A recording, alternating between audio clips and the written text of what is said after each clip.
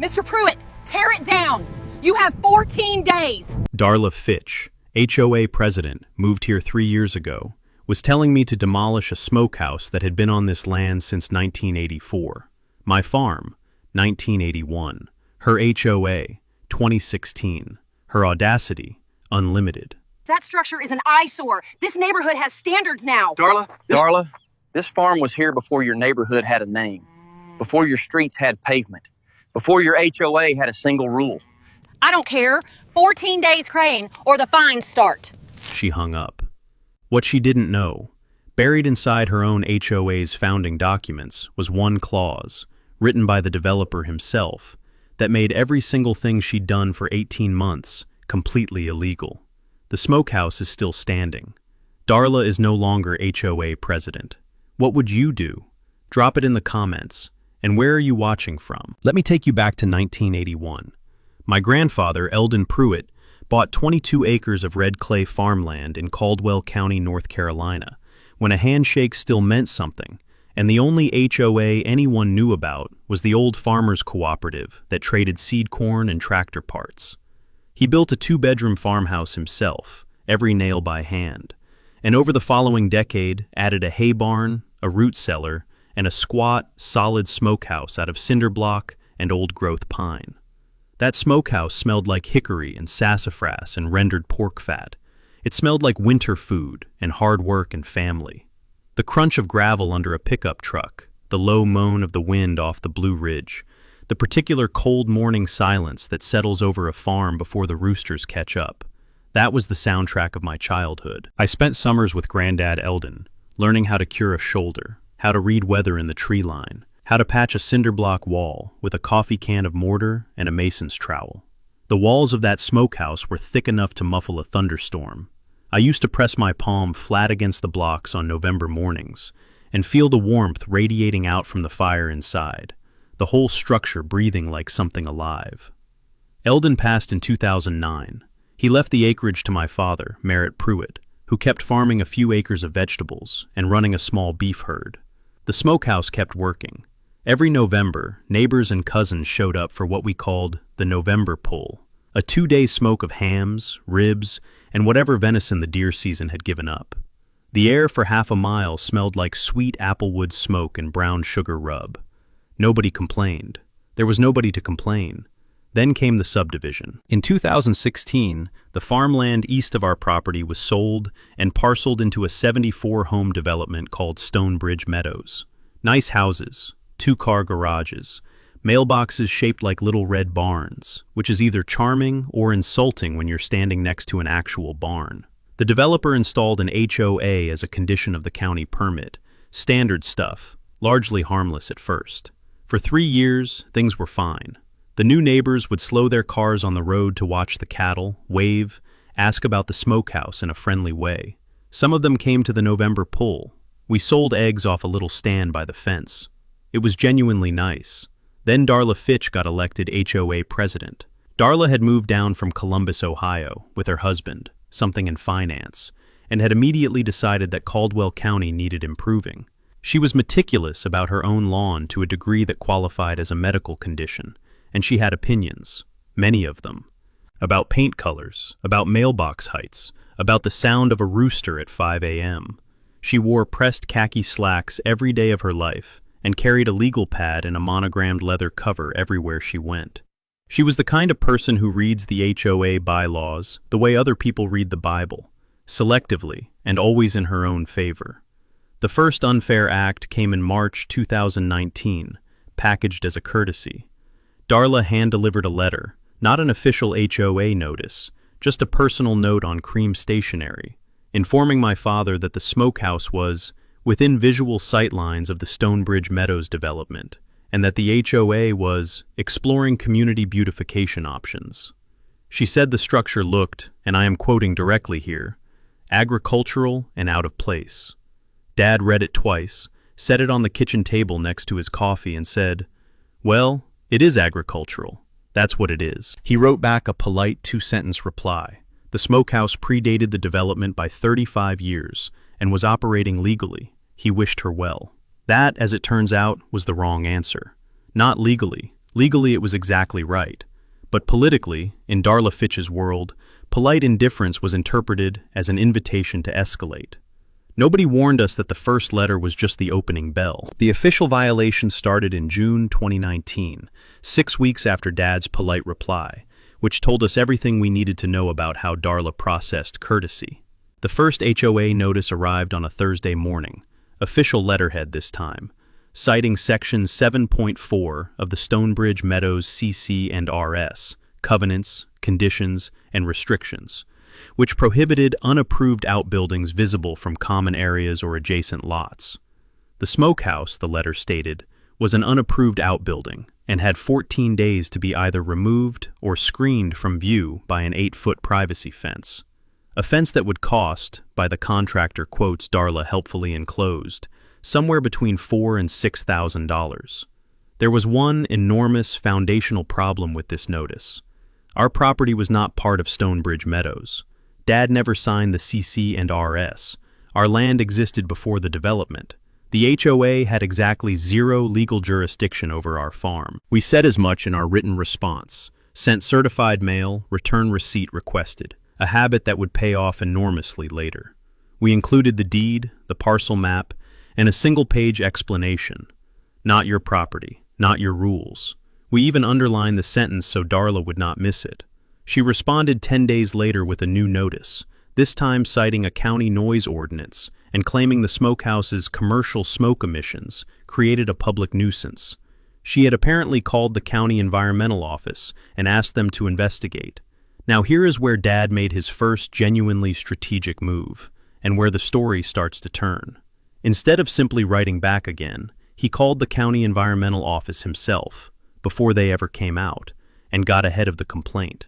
He invited the inspector for coffee. The inspector, a soft-spoken man named Vernon, who had grown up 2 counties over and had been to more than one November pull in his career, came out on a Tuesday, walked the property, checked the smoker stack, consulted the relevant North Carolina air quality regulations, and determined that a residential wood-fired smoker operating fewer than 30 days per year produced emissions well below any reportable threshold. Vernon's written report said, "No violation found. Operation consistent with agricultural and residential use." He stamped it and handed Dad 2 copies. Dad had Vernon sign one on the hood of the truck, right there in the driveway, in front of a witness, Dad's neighbor Clyde, who had been watching from his fence post with a cup of coffee and the deep satisfaction of a man who is not involved but is thoroughly entertained. Dad mailed a copy of Vernon's report to the HOA, certified mail, return receipt requested. Again. A lesser antagonist would have backed down. Darla Fitch was not a lesser antagonist. Within 2 weeks, she showed up at a county commissioners' meeting, held in a room about the size of a generous dining room, attended by roughly the same number of people, and raised the issue as a community quality of life concern.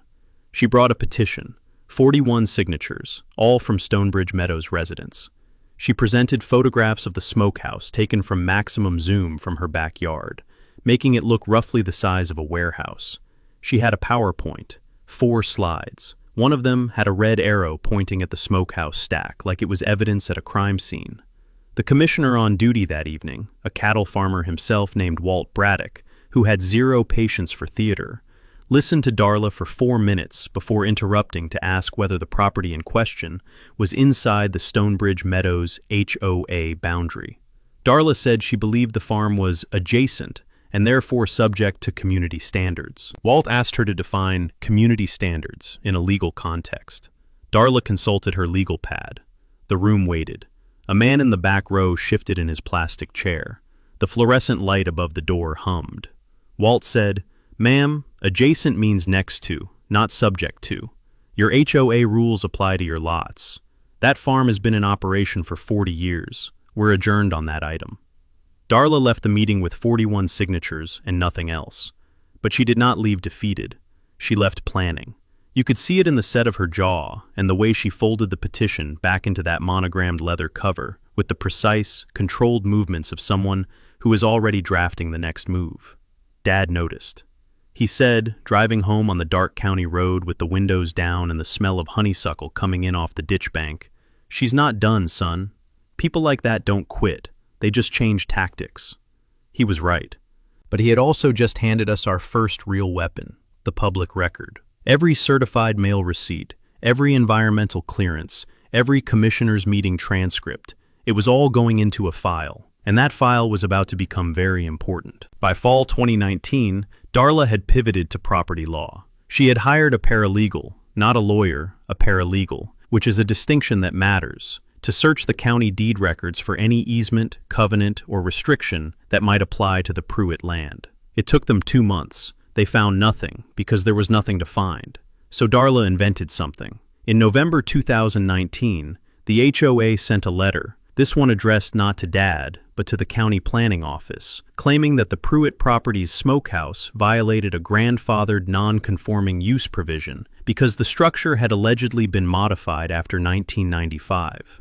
The argument was that if any part of the Smokehouse had been repaired or altered after a certain date, its grandfathered status might be voided under a specific county zoning update from that year. This was creative. This was also wrong, but it was the kind of wrong that requires a paper trail to disprove. Here is where I entered the story directly, because at this point Dad called me.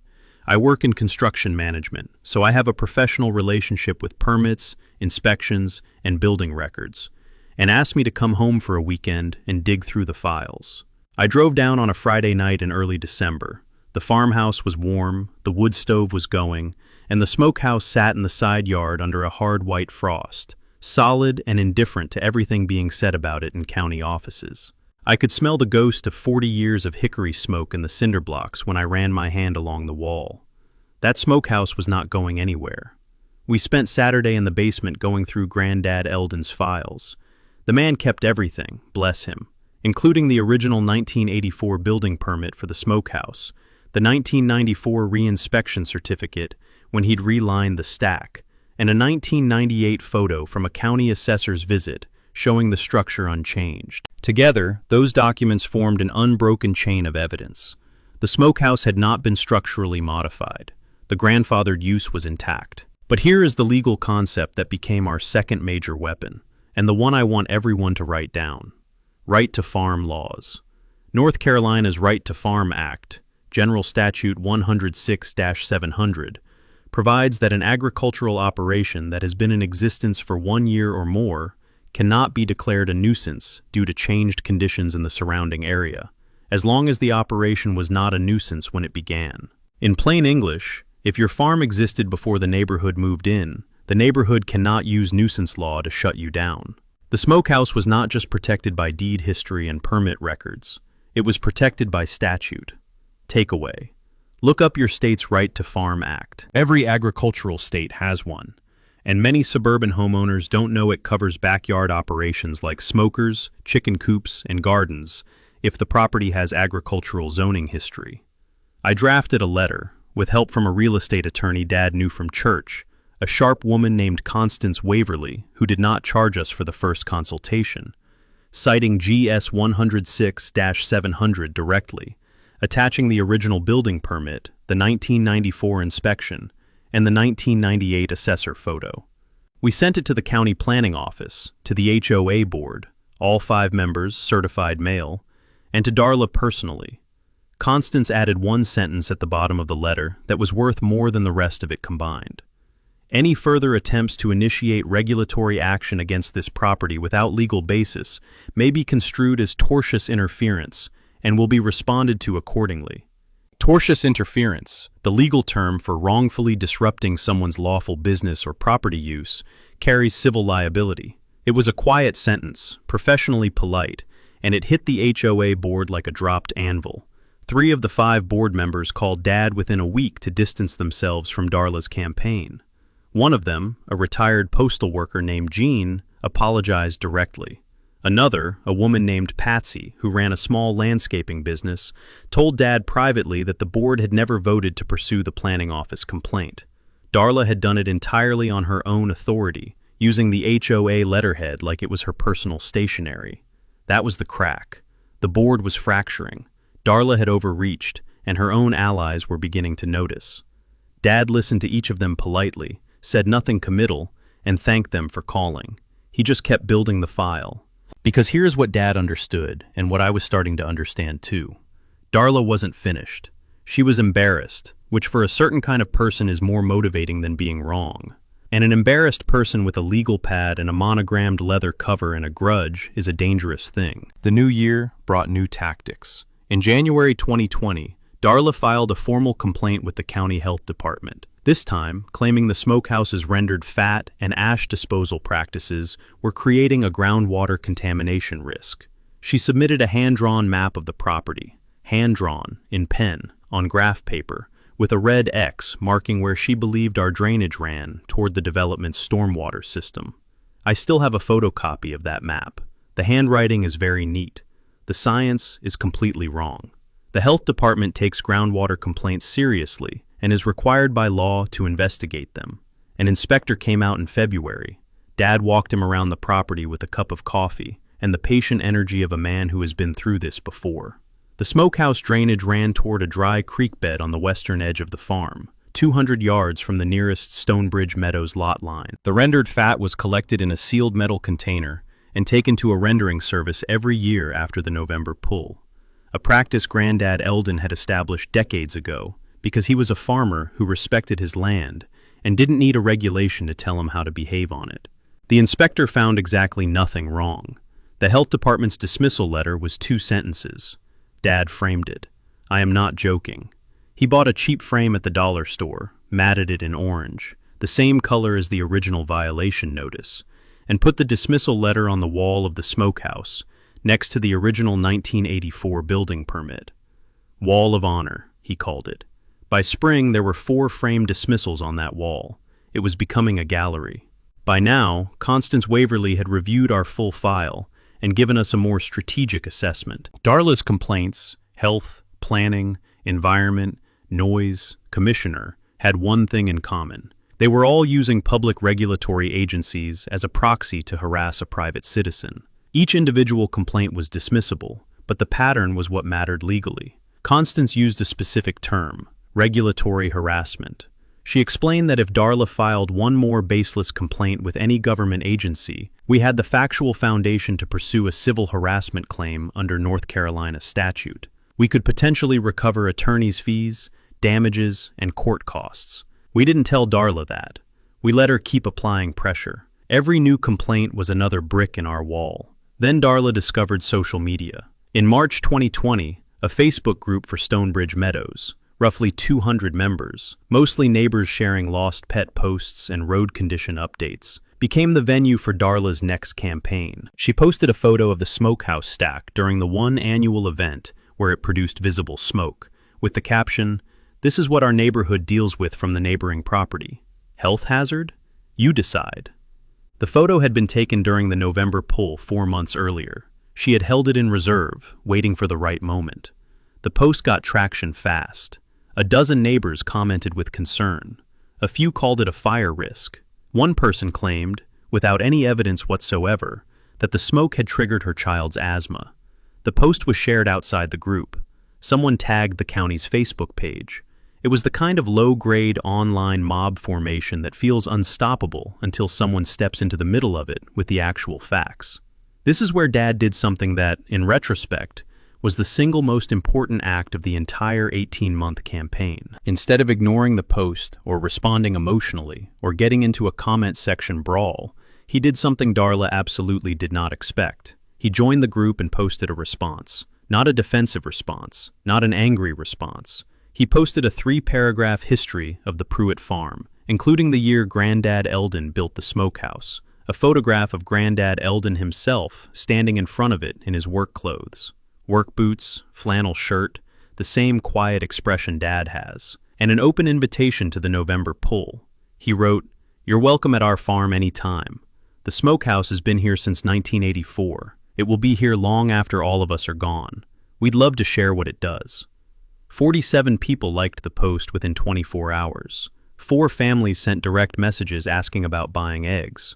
2 people commented that they'd had no idea the farm had been there before the subdivision. One woman posted that her grandmother had grown up on a property that used the same type of smoker, and she was in tears reading this. Darla deleted her original post. She could not delete the response. The social media episode revealed something Darla had fundamentally misunderstood. Most of the Stonebridge Meadows residents were not anti-farm. They didn't hate the Smokehouse.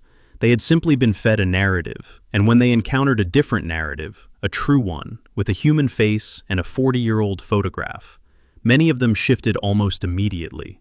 The community was not Darla's weapon. Darla had been pretending it was, and the pretense had just collapsed in public. But the real story was still underground, and we were about to dig it up. Constance Waverly made a phone call in April 2020 that changed everything. She had been doing what good real estate attorneys do when they smell a pattern. She had gone back to the county deed records and read everything. Not just the Pruitt parcel history, but the history of the entire Stonebridge Meadows development. The original land sale, the subdivision plat, the developer's filings, all of it. And she found something that nobody in the HOA seemed to know about, or, if they knew, had never mentioned. The development had been built on land that included a drainage easement running along the eastern boundary of our farm. That easement, recorded in 1978, predating even Granddad Eldon's purchase, gave the Pruitt property an affirmative right of drainage access across the development's eastern green space. In plain terms, we had a legal right, written into the county records decades before Stonebridge Meadows existed, to use and maintain a drainage corridor running directly through what the HOA considered its private amenity space. That alone would have been useful, but that wasn't the big part. The big part was what Constance found in the development's own HOA filings. When the developer set up the HOA in 2016, he had filed a document called the Declaration of Covenants and Restrictions with the County Register of Deeds. Standard stuff. But buried in Section 14, right between the rules about holiday decorations and the rules about satellite dish placement, was a clause that read, "Nothing in this declaration shall be construed to limit or impair any lawful agricultural operation, including but not limited to livestock, poultry, crop production, or associated processing structures, on any property adjacent to or within 1 mile of Stonebridge Meadows, where such operation predates the recording of this declaration." The developer had inserted that clause specifically because he knew he was building next to working farmland and wanted to protect the HOA from future liability. He had been trying to cover himself legally. In doing so, he had written a permanent legal shield for the Pruitt farm directly into the HOA's own founding documents, and then apparently forgotten to tell anyone it was there. Section 14 made every single complaint Darla had filed, every notice she had sent, every planning office letter she had written, not just legally wrong, but explicitly prohibited by the HOA's own governing document. She had been violating her own rule book for 18 months. Constance called me before she called Dad because she wanted to think through the strategy carefully. She said, "This is what I'd call a golden ticket, but how you use it determines what you win. We could deploy it immediately, send Darla a letter citing Section 14 and shut the whole thing down in a week. Fast, clean, decisive. Or we could be patient. Let Darla make one more large move. Use Section 14 in a public forum, somewhere with witnesses, cameras, and an official record, where the revelation would be impossible to walk back, minimize, or quietly bury in a certified mail envelope. We chose patience. That evening I sat at the kitchen table with Dad and spread the file out between us. He read Section 14 3 times, set the paper down, and was quiet for a long moment. The wood stove ticked. Outside, the smokehouse sat in the side yard in the dark, 40 years of mortar and cinder block, absolutely unmoved by everything that had been thrown at it. Dad finally said, "Eldon would have laughed himself sick." He looked out the window. "All right, we wait for her to go big, then we end it." We did not have to wait long. The planning phase felt like assembling a machine one part at a time, each piece clicking into place over the course of a quiet summer. The legal foundation was Constance's domain. She assembled what she called the brick wall, a binder organized into 7 tabbed sections. Tab 1, the original 1981 deed and survey, showing the farm boundary predating the development by 35 years. Tab 2, the complete building permit history for the smokehouse, the 1984 original permit, the 1994 maintenance inspection, the 1998 assessor photograph showing the structure unchanged. Tab 3, the North Carolina Right to Farm Act, GS 106-700, with the relevant passage highlighted in yellow. Tab 4. Every regulatory dismissal on record. Environmental, health, noise, planning, each with official signatures and government stamps. Tab 5. Every certified mail receipt, organized by date and recipient, showing the full 18-month timeline. Tab 6. Section 14 of the Stonebridge Meadows Declaration of Covenants and Restrictions, with a red margin note that said simply, "She violated this, every time." Tab 7. A one-page legal summary titled, Summary of HOA Violations of Its Own Governing Documents, authored by Constance. 3 paragraphs, no legal jargon, readable by any county commissioner or local newspaper reporter in under a minute. That last tab was the most important. Constance had written it so that a non-lawyer could understand it immediately and explain it to someone else in 30 seconds. She said, "The moment this goes public, you want the story to tell itself. You want the person in the back row of that meeting room to be able to turn to the person next to them and say exactly what happened. That's how you win in public." I have thought about that advice many times since. On the community side, Dad had been quietly tending relationships that Darla had assumed were hers. Jean, the retired postal worker on the HOA board, had become a genuine ally. So had Patsy, the landscaping business owner. Both of them had access to the HOA meeting schedule, the board email list, and, crucially, the agenda-setting process for the annual community meeting, which in Stonebridge Meadows was the one HOA event where all 74 households could attend, speak, and vote on board matters. That meeting was scheduled for the second Saturday of October. It had been on the calendar for months. Darla, focused entirely on her next offensive move, had apparently not given the October meeting much thought. That was her last major strategic error. The physical component of the plan was something I designed myself, and it is the part of this story I am most personally proud of. We knew Darla was going to show up at our property line eventually with something. A surveyor, an inspector, a reporter, something, because that was her pattern. She liked witnesses. She liked an audience. She performed best with people watching. So we built her a stage. I constructed what I called the evidence wall, a weatherproof display board mounted on a treated lumber post just inside our fence line, facing the road and the development.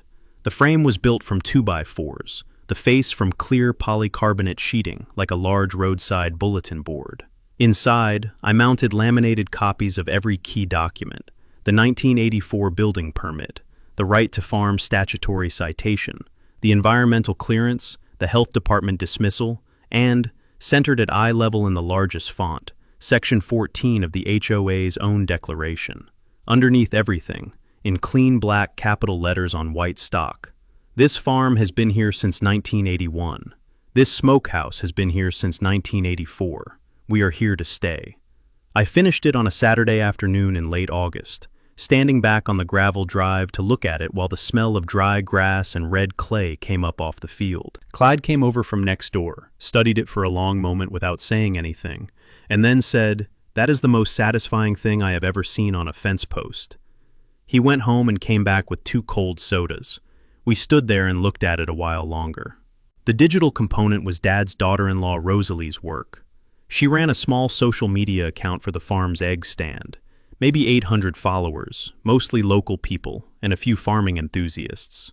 She began quietly documenting the farm's history over 6 weeks of posts. Old photographs of Granddad Eldon, scenes from past November polls, close-up images of the cinder block walls and the hanging hams, and the morning light coming through the smoke vents. No mention of the HOA dispute anywhere, just the farm. By October, the account had 4,200 followers. People were paying attention without knowing quite what they were paying attention to. And in the legal background, Constance filed a formal complaint with the North Carolina HOA Dispute Resolution Office, a state agency created specifically to handle governance abuse cases, documenting Darla's 18-month pattern and citing the Section 14 violation. That filing created an official state record and started a 60-day response clock that would land right around the October annual meeting. Everything was pointed at October. We just needed Darla to do what Darla always did: swing big and miss in public. Darla did not disappoint. In mid-September 2020, 6 weeks before the annual meeting, she made her largest move yet. Having apparently concluded that local regulatory agencies were not working fast enough, she went regional. She contacted the Western Piedmont Council of Governments, a regional planning body that issued advisory opinions on land use, and requested a formal review of the Pruitt property's agricultural zoning classification.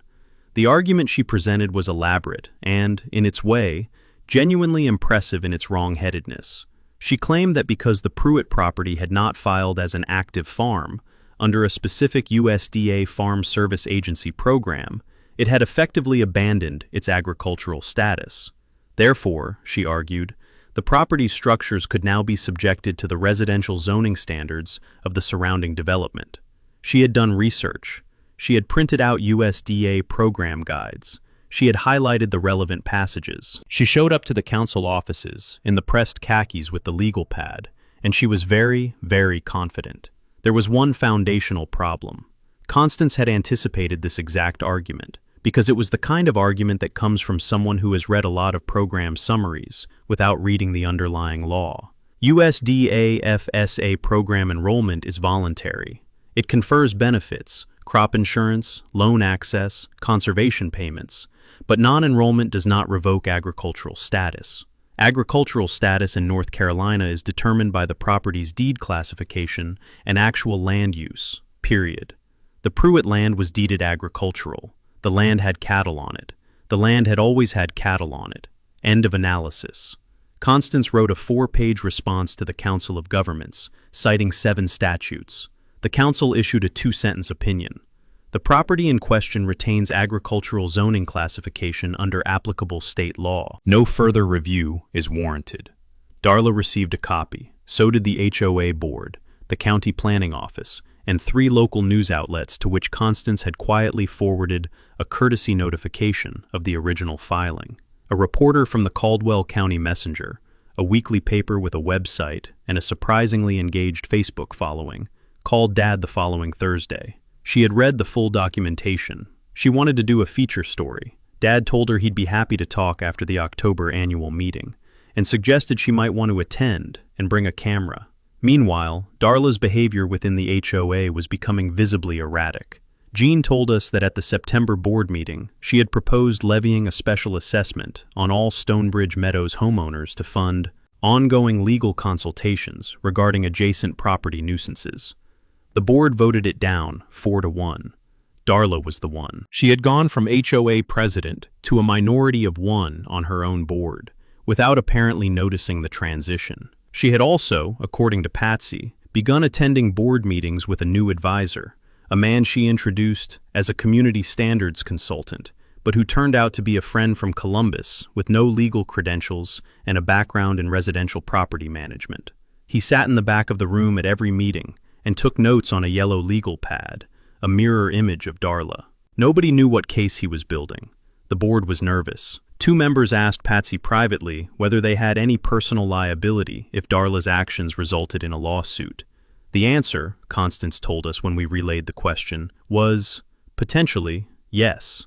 Board officers who knowingly allow or facilitate a pattern of harassment can share liability exposure under certain conditions. Patsy passed that information back to the 2 nervous board members. The board got more nervous. Then came the incident that essentially handed us the public moment we'd been waiting for. On the last Saturday of September, Darla showed up at the edge of the road with a professional surveyor, hired independently out of her own pocket, and attempted to have him survey the boundary between the development's eastern green space and the Pruitt property. She wanted to establish that our drainage easement ran in a different location than our deed showed, which would have complicated our drainage rights and potentially given her new legal footing. What she did not know was that Dad had spotted her car on the road 20 minutes earlier and called Constance, who called the surveyor's licensing board to confirm that the survey request, being made by a person without legal standing to commission a boundary survey on a disputed property, was procedurally improper. The surveyor was informed of this by phone while he was still setting up his equipment on the roadside. He listened, asked 2 questions, packed up his tripod, and drove away without a word to Darla. She stood at the road's edge for a full 5 minutes after his truck disappeared, legal pad pressed to her chest, staring at the evidence wall mounted on our fence post. She read Section 14 from 15 feet away. You could see her reading it, the large black letters, the laminate catching the afternoon sun. Dad watched from the porch. He did not go out. He did not wave. He just watched. October was coming. The 2 weeks before the annual meeting were a sustained, desperate campaign of smear. Darla had apparently concluded, correctly, that the regulatory route was exhausted, the legal route was expensive and losing, and the community sentiment had shifted against her after Dad's Facebook post. So she turned to the one weapon she had left, reputation damage. If she couldn't remove the Smokehouse legally, she could try to make the Pruitt name toxic enough that the community would want to force the issue themselves. She began circulating a printed flyer, printed physically, on paper, hand-delivered to mailboxes throughout Stonebridge Meadows on a Tuesday night, that made a series of pointed insinuations about the Pruitt farm. The flyer described the property as a commercial slaughterhouse operation. We processed our own beef and game. No commercial slaughter of any kind had ever occurred on the property. It called the Smokehouse a fire risk to the surrounding neighborhood. The structure was inspected, had a cleared buffer zone, and had operated without incident for 36 years. Most damagingly, it described the farm as a source of unregulated chemical runoff, affecting Stonebridge Meadows' water quality. The exact claim the county health department had investigated and dismissed in writing 8 months earlier. The flyer was not signed by Darla. It was attributed to concerned Stonebridge residents, a name appearing nowhere in any official HOA document because it was not an organization. It was Darla, and we were fairly certain, the Columbus consultant with the yellow legal pad. Dad photographed the flyer the morning it appeared and texted it to Constance before his first cup of coffee was finished. Constance moved quickly. She sent a letter to the full HOA board, all 5 members, noting that the distribution of materially false statements designed to damage a property owner's reputation could constitute defamation, and that the HOA, as the governing body of the community from whose membership the flyer appeared to originate, had a strong interest in publicly disavowing its contents before any legal action was initiated. She gave them 48 hours. Jean called an emergency board meeting the following evening. Patsy seconded the motion to disavow. The vote was 4-1. A formal written disavowal was drafted, printed, and hand-delivered to every household in Stonebridge Meadows within 72 hours of the original flyer. The same mailboxes, the same method, a direct repudiation. Darla voted against the disavowal. The board noted her dissent in the official minutes. She was now formally isolated on her own board. Her own community was receiving official letters, walking back her claims, and the annual meeting was 6 days away. Anyone with good strategic judgment would have withdrawn, apologized, and found a quiet way to step back from the HOA presidency before the meeting made it ugly. Darla Fitch was not in a place for good strategic judgment. In the final days before the meeting, she made 2 last moves. First, she attempted to remove the Section 14 agenda item, the one Constance had formally filed. By claiming it had been submitted improperly, Jean produced the signed petition from 4 board members and the relevant bylaw, which was unambiguous. The item stayed on the agenda. Second, she called the county building department and filed one last complaint. She claimed the evidence wall I had built on our fence post was an unpermitted sign structure that violated county signage ordinances. The county building inspector came out the next morning. He measured the structure, checked the relevant ordinance, and noted in his report that the display board was under the square footage threshold requiring a permit, was located entirely within our property boundary, and contained no commercial advertising. He wrote, "No violation," and handed Dad the paperwork before lunch. Dad walked it straight to the Smokehouse and added it to the wall of honor. Frame number 8. That night, Rosalie posted one final photograph on the farm account. No caption, just the Smokehouse at dusk. The last light of the day catching the old pine rafters, visible through the open door. Smoke-darkened wood that had been aging in that building since before most of Stonebridge Meadows was a thought in a developer's mind. The image was reshared 890 times overnight. 3 local television stations followed the account by morning. The CBS affiliate out of Hickory called Rosalie directly and asked if they could send a crew to the annual meeting. She said yes. The night before the meeting, Dad and I sat in the kitchen doing what farmers do before something important. Not very much. He sharpened a pocket knife Eldon had given him in 1987. I went through the binder one last time. The brick wall was complete. Every certified mail receipt, every regulatory dismissal, every letter sent and received over 18 months of battle.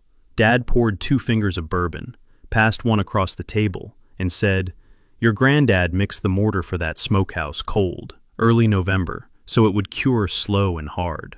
He said anything worth keeping is worth building right." We went to bed. The Stonebridge Meadows annual meeting was held on the second Saturday of October in the community room of the HOA clubhouse, a clean, carpeted space with folding chairs, a projector screen, and fluorescent lighting that hummed at a frequency designed to make everyone slightly uncomfortable. Capacity, 60 people. Attendance, 72. People lined the walls 3 deep. Someone had dragged in extra chairs from the adjacent room, and they were full too. The CBS affiliate camera was set up in the back left corner, operator in a blue vest, red light glowing. The Caldwell County Messenger reporter had a notebook, a recorder, and the focused expression of a person who has read all the documents and knows what's coming.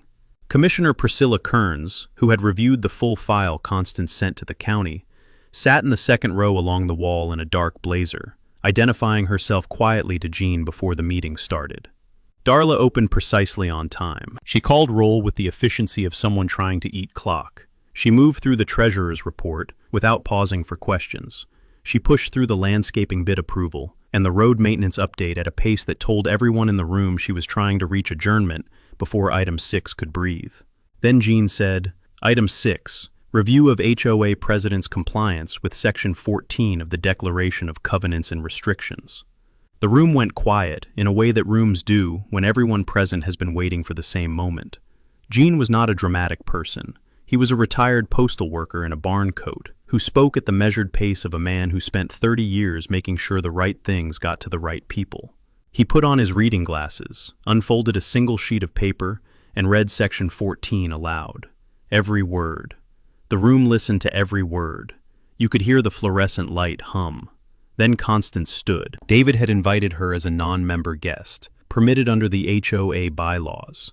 She presented the summary document, tab 7, 1 page, 3 paragraphs, at the deliberate speed of a person who wants each sentence to arrive separately.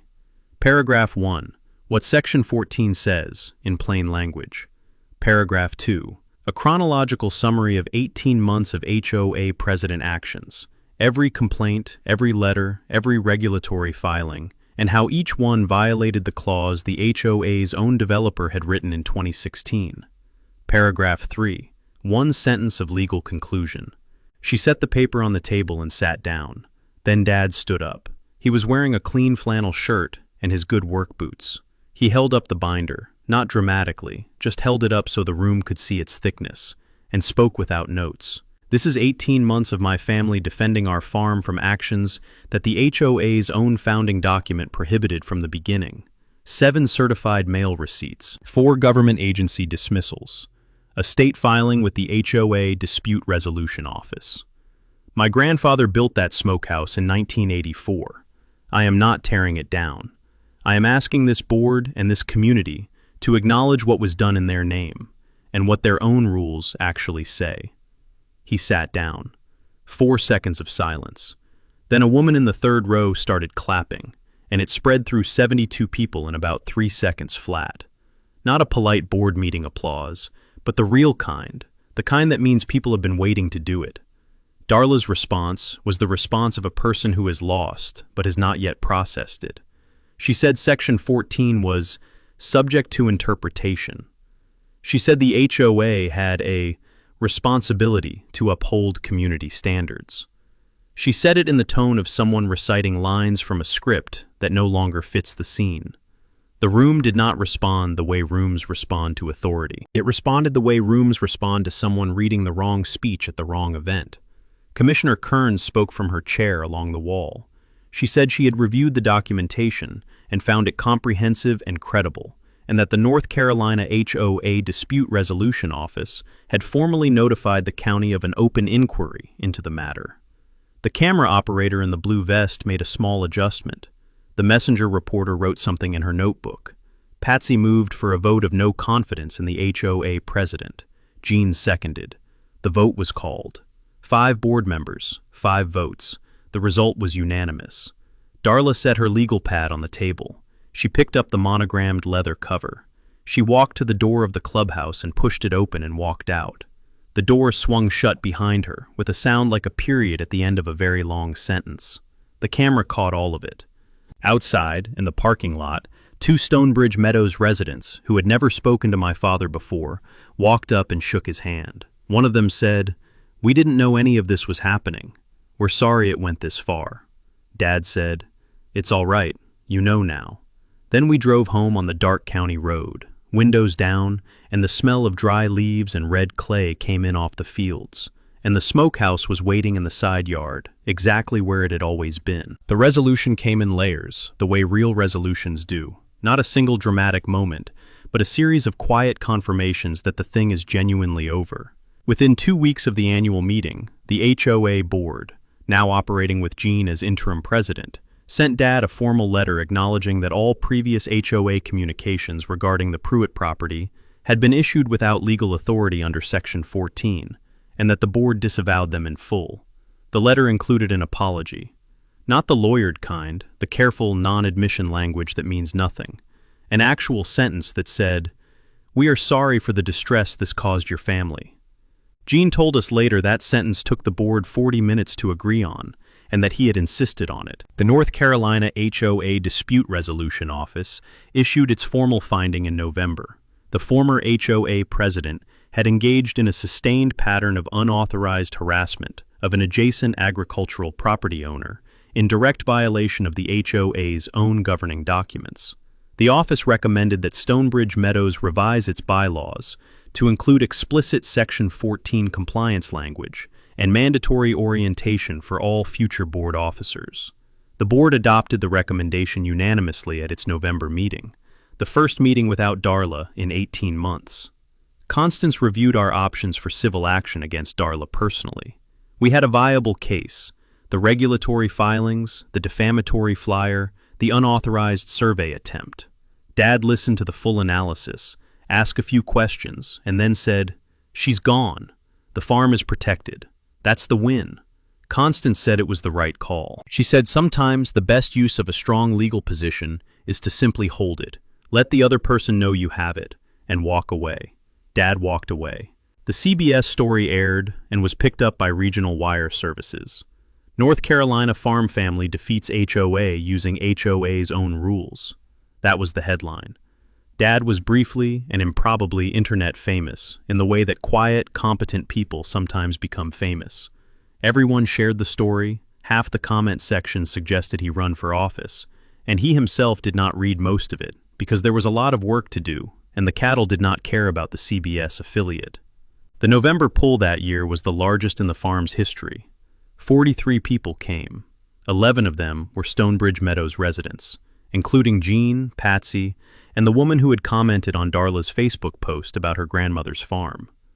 The smoke came off the hickory in long, gray ribbons all day Saturday and most of Sunday. The air smelled like brown sugar rub and rendered fat and applewood, the same way it had smelled every November since 1984, and if anything, it smelled a little sweeter that year. The evidence wall stayed on the fence post through the winter. In the spring, Dad took it down carefully, preserved all the documents in the binder with the rest of the file, and replaced it with a simple painted sign. Pruitt Farm, established 1981, welcome. The community initiative that came out of all this was something nobody planned but everyone seemed to need. Dad partnered with Patsy's landscaping business, Jean, and 2 other Stonebridge Meadows families to establish the Eldon Pruitt Agricultural Education Fund, a scholarship of $1,500 per year, awarded annually to a Caldwell County High School student pursuing agricultural or land management studies. The fund is now in its 4th year. The first recipient was a 17-year-old from the county vocational program who wanted to study sustainable land management. She came to the farm to meet Dad, and he showed her the smokehouse. She put her hand flat against the cinder block wall the same way I had that December night in 2019, feeling for the mortar, the density, the cold solidity of something built to last. "How old is this?" she asked. Dad said, 40 years. Granddad mixed the mortar cold so it would cure slow and hard. He said anything worth keeping is worth building right. She nodded like that made complete sense, because it does.